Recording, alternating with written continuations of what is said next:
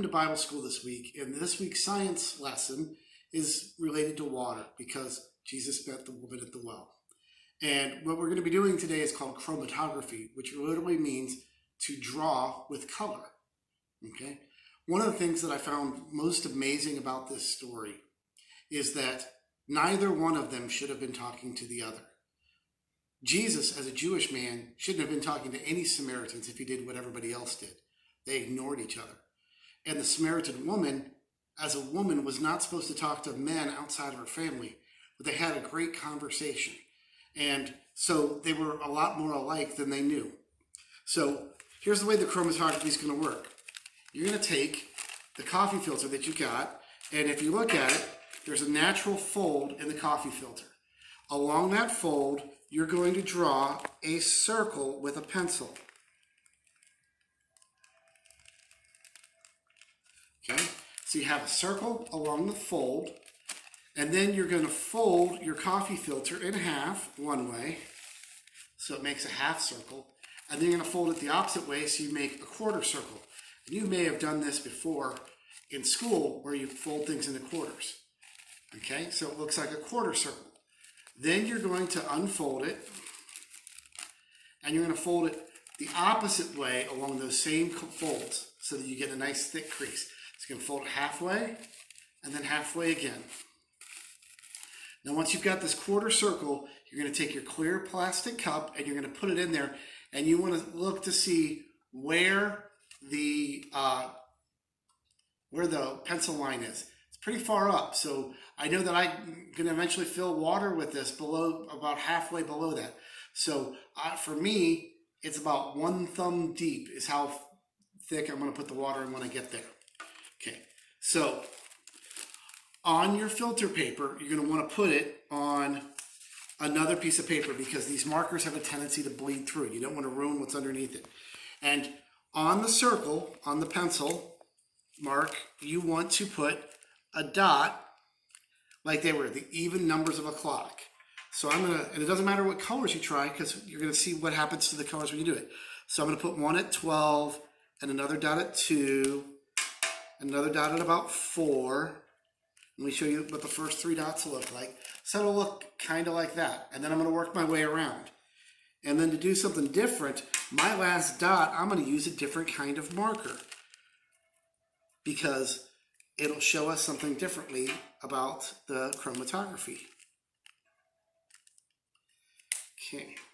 Now, you should end up with 6 dots around your circle. Okay. Now, the next thing you're going to want to do is take some water, and remember, I need to fill it about a thumb deep based upon my folds to get this to work correctly. So I filled it up about a thumb deep. You want the water to touch the bottom of the paper, but not to touch where the ink is. Okay, and then I'm going to fold it, again back in my quarters, and then I'm going to open it up so that it can fit in and point the pointy part down into the cup. Okay, so I want the point of it in the water, but I want the dots up out of the water. And the way that chromatography works is that the water is going to adsorb, because of capillary action, good science words, up, and it's going to, as it moves up, the water is going to separate the ink into different colors.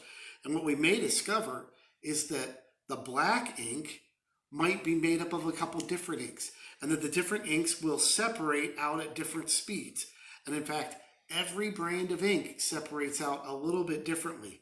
And so when I was studying forensic science, one of the things that they use to determine whether or not a painting is real or not is this technique, but they don't use water, to see if the ink in a painting they think might be a forgery matches the ink from the original painting that the painter would have used. So we're going to let that go for a couple minutes. So while that's beginning to go and separate, I want to read you something.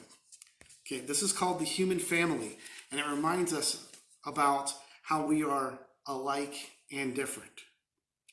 I note the obvious differences in the human family. Some of us are serious, some thrive on comedy.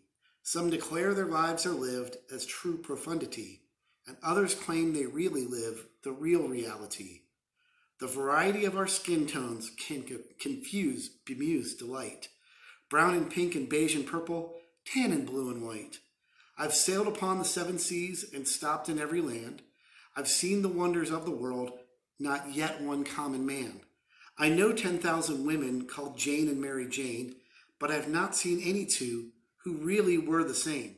We love and lose in England. We weep on England's moors, and laugh and moan in Guinea, and thrive on Spanish shores. We seek success in Finland, and are born and die in Maine. In minor ways we differ. In major, we are the same. I note the obvious differences between each sort and type, but we are more alike, my friends, than we are unalike. We are more alike, my friends, than we are unalike. Yes, we are more alike, my friends, than we are unalike. And in the time that that poem went, we can begin to see that the inks have begun to separate. So you'll notice that the dot that I made with the different ink, with the different black, it's separating into a blue streak at the beginning, and there's kind of another streak back there. The purple moved very, very quickly and dissolved very quickly. The brown is really separating into yellow and orange, and this blue has some blue and some green takes in it, and this other black one from the didn't separate it out at all. So with chromatography, the longer you let this sit in, the more it will separate.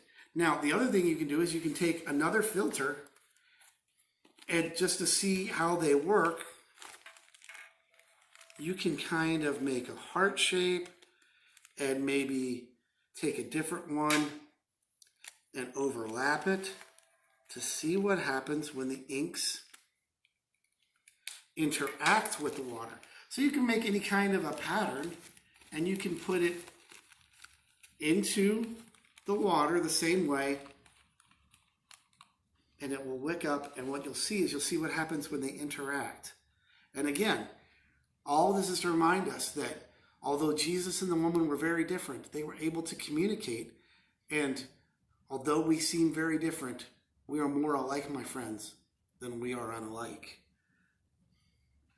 And so this purple and this pink, they can go and they can mix, and you've got multiple coffee filters that you could try, and if you let them dry out, one of the things that you can do is that you could then fold this into a butterfly that will have different color patterns or lots of other things if you let them dry out on a piece of paper.